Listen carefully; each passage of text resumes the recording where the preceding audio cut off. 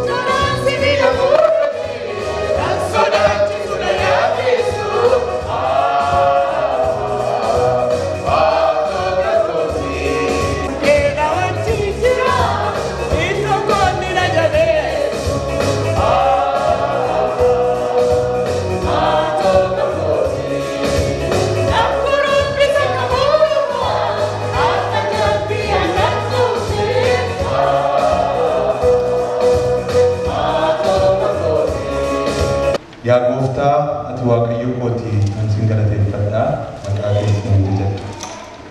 Wanta dur ati isaa qopheeffame sirriisiisaaf amanamaa sana amma raawwatteetta. Ati mandaratti akka tuulaa kosii hin goote ishee masaraa qabdas hin hawwite. Iddoo baqaa isa kan ormaa sin diigde inni immoo bara baraan deebi'ee mandaraa ta'ee hin ijaaramu. Kanaafis sabni jajjaboon ulfina siif hin kennu. Even if we are in the world, we are not of the world, we are yours. Then keep us in your hand and take care of us, shepherding us all days and nights and years after years. In the name of Jesus. Amen. Amen. Maka gooftaa keenyaaf isaa keenya Yesuus Kiristoosiin nagaa farsinii dhiyeessa. Barri kun bara gaarii. Amma ijoollee keessanitti yoo sittanii barsiifachuu jalqabdan kun Waaqayyoo galanna ta'u isin hin baddan. Baay'ee keessan yeroo xinnoo booda wangeelaawii taatu. Isinittani mandhoksaa Waaqayyoo wangeelaawii isa of danda'ee hojii Waaqayyoo hojjetu akka isin taatanii so you are missionaries now. Amma garuu akka wal baruu barbaachisa.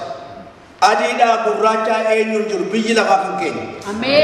Waaqayyo yommuu biyya nuu kenne lafa nuu kennetti jiraachuun hojii Waaqayyooti. Waldaan akka isaa yaa'uu hin dandeessi. Lakkoofsa deemuu hin dandeessi.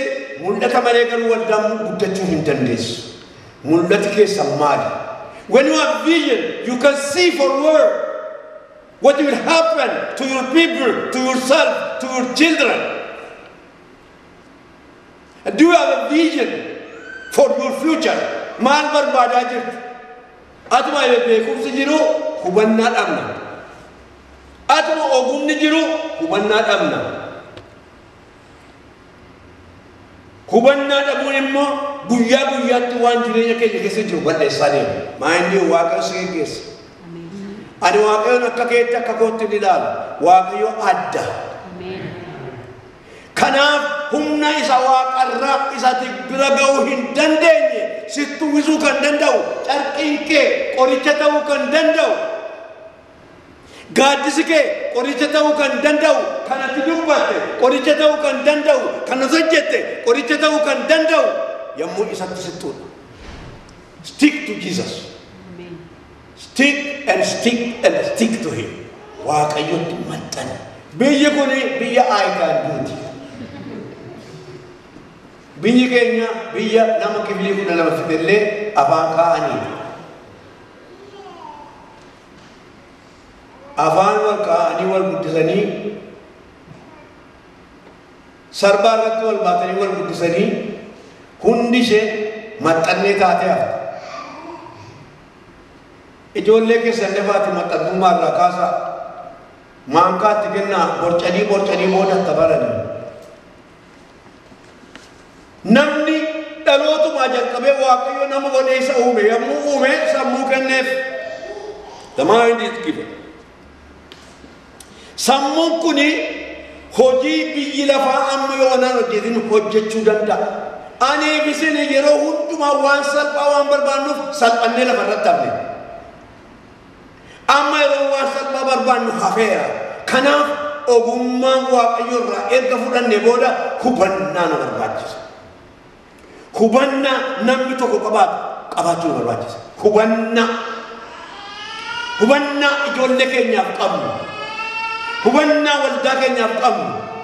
Hubannaa amantii keenyaaf qabnu. Hubannaa hojii keenyaaf qabnu adda ta'u turreera. Yoo kana ta'uudhaa baate jireenyi keenya yeroo hundumaa feek jireenya qabiisaa ta'a. Nuyi waaqayyo erga iddoo nu kenne namoota baay'eedhaaf riqicha taana. Hojii gaarii hojjechuu jalqabe maqaan waaqayyo waan sirratti waamamee fi kan hojjetu hojii waaqayyo waan ta'eef jireenyi kee jireenya waaqayyo waan ta'eef waaqayyoof buli. Kana booda waan as hojjetu hundumtuu dhimma isaa qajeela.